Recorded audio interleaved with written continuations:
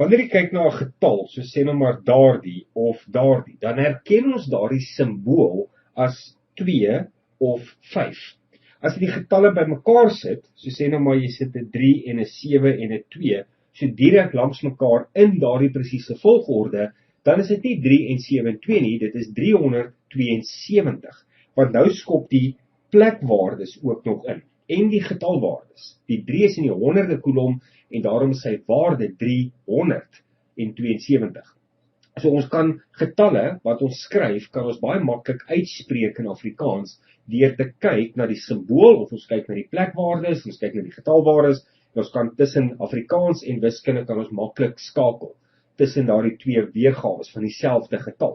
Maar wanneer jy gaan kyk na 'n breuk, soos as hulle byvoorbeeld vir iets gee, soos hierdie, dan is dit nie meer 'n getal nie. Ons gebruik 'n getal bo die lyn en ons gebruik 'n getal onder die lyn, maar dis nie meer 'n getal nie. Dis nou 'n breuk. En ons spreek daardie breuk ook op 'n sekere manier uit.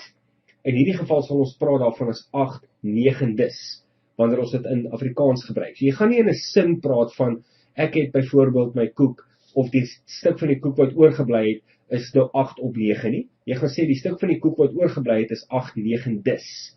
Dis net die manier hoe ons op dieselfde manier van breuke in syfers na breuke in Afrikaans en terug kan werk. En jy moet ook daardie taalgebruik ken. Jy moet weet watter woorde gebruik ons vir die teller en vir die noemer in spesifieke breuke.